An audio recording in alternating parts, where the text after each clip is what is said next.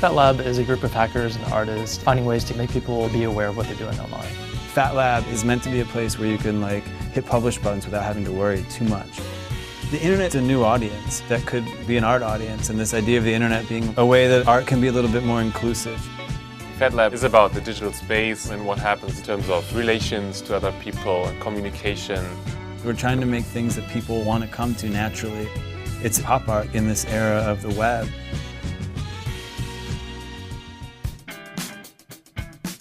Everybody wants to be in a crew, but no one grows up thinking, oh, I want to be in a research and development lab. We've got colors, we've got cool logos. You know, it's fun. The whole thing's supposed to be fun or else it fails. Really what FatLab is people releasing virally on the web, paying attention to contagious media and figuring out how those systems work and how we can infiltrate ideas into those systems. Sometimes I think about it like we're this viral marketing wing of the open source movement that was never requested.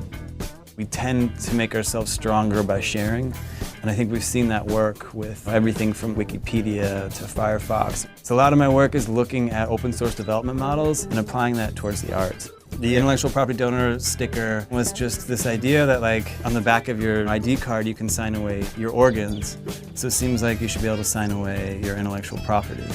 It was meant to point out how ridiculous copyright law has gotten. Public domain countdown is just a clock that counts down to the moment when their work enters the public domain. I have one for Michael Jackson, I have one for Biggie. You know, the source code's online so people can set up whoever they want. It's just pointing out how long this time frame is, especially when it relates to hip-hop music that grew up around sampling and remix, and the idea that legally we can't remix any Biggie tracks. We can't put a Biggie vocal over another beat for 60 years or something. It just seems like it's not benefiting any of the people that are actually making stuff. The arts traditionally rewards mystery, and I think people that are making things on the web feel more natural to just be hitting that publish button as often as you can. So release early, release often was a tenet of the Linux community. So the tagline for FAT was release early, often, and with rap music. There's this idea of getting used to hitting publish buttons more and more often and tagging on rap music or some popular element that's going to make people want to click on it. Speed is important, especially with culture. You want to get projects out there as quick as possible. First there was this speed projects idea about doing fast projects in one day. People were working that way anyway. I just put out that label of speed project, right? It's just the stamp and it says a speed project is a project you did in one day, and you could check mark 1 hour, 2 hours, for 8 hours, and if it was longer than 8 hours then it's not a speed project anymore. I thought it was a good idea to rent an internet cafe for one night and show internet art on all the computers. I always have a real program, all the pieces listed and on which machine is which piece. I really love the format. From the creative side, I think what it does is it cuts through and just focuses on the artist making work and the curator picking work. Take this art experience and make it something that feels more like hanging out with your friends. It's a much more accessible medium towards putting an audience right next to the art maker.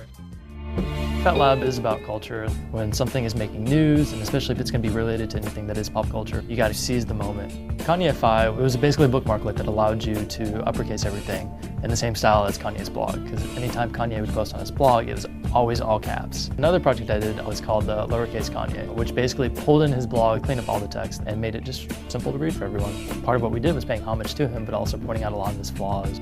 So about a year later, Justin Bieber took over Kanye's spot. He was just blowing up on the internet, just like Kanye was. And that was kind of the impetus for creating Shaded Bieber. So when you install Shaded Bieber, any page that you visit that has the word Justin Bieber in it, or an image of him that we know is him, it will cover it up. And so when it launched, it got a lot of publicity. And unfortunately, one of the newspaper articles mentioned that I was deleting him from the internet. People thought I was finding ways to remove him permanently, which was not the case, because it's just a filter in your own browser. So that started a whole movement from the Belieber side, where I was getting death threats from these 12-year-old girls from Brazil, Switzerland, China, all over. You had his fans on one end, and then people that didn't want to hear about him and talk about him. There's just two strong polar opposites there. The filtration process allows you to kind of say, no, I don't want to see something, or I don't want to hear about it. Shaded Bieber was kind of akin to parental controls. Instead of your kids, it's for yourself. We still have these concepts, real and virtual, but the digital space folds back onto physical space. I'm mostly interested in this idea of how can I make this digital space tangible. Deadrop is an offline file-sharing peer-to-peer network, and you can't be tracked. You just walk up with your laptop and connect to the wall or to pole or the curb. You just need a flash drive and some glue or like quick cement. You don't know what's on there, like you need to go to that place, like maybe it's wet and dirty. You connect there and maybe there's even a virus on there, so it's dangerous on top. Right now there are 520 or 30 or 40 dead drops worldwide. It is symbolic in a way. It's literally connecting digital space and physical space in a very simple way. The main topic and all these different projects I do is about that relation. We are like very skilled in making these separations, but the moment they blur, it's like, oh yeah, wow, I live in all these different worlds at the same time. FAT got invited to Transmediale 10. There was a lot of privacy concerns that were happening with Google Street Maps. People don't want their homes photographed, or they're afraid of being photographed on the street. So while we're there, Aram had the awesome idea of actually building a Google Street View car. It looked like the Google Street View car, but when you looked a bit closer, like it was like just plastic and cardboard. But socially, it allowed us to sort of hack into people's relationship with Google. You could just drive super slow and you have all these taxis behind you and nobody would complain, like, because you're the Google car, right? We had the idea of saying, we hacked the Google Street View car, we planted a GPS device on it, we're tracking it right now, here's a map of it.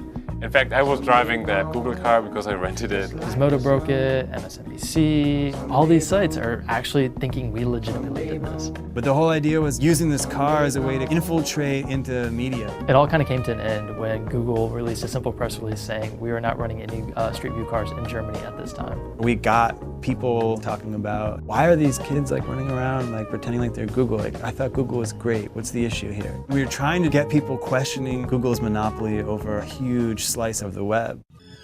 We say real and virtual and on and offline, and it's like black and white, but it's not like that anymore. Everything you do on your day is real.